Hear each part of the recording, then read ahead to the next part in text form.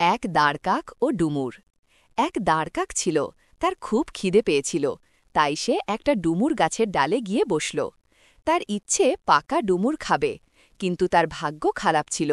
গাছের ডুমুরগুলি ছিল একেবারে কাঁচা আর বেশ শক্ত।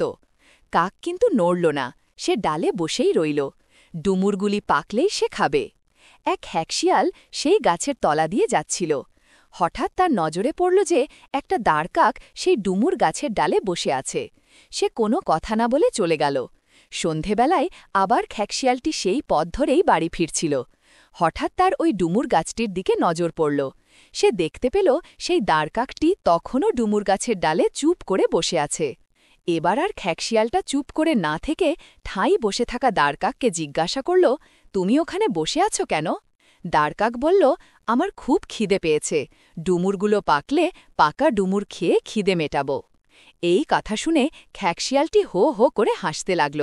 সে বলল, আরে ভাই, কবে ডুমুর পাকবে তার আশায় তুমি বসে আছো, দূর বোকা কাক। শিক্ষা: দাঁড়কাক ও ডুমুর। এই নীতিগল্প শেখায় যে অনেকেই আশার গোলকধাঁধায় ভুলে বৃথা সময় নষ্ট করে। গ্রন্থনা: অধ্যাপক মহসিন আলী আঙুর, সম্পাদক ও প্রকাশক মুজিবনগর খবর.com, মেহেরপুর।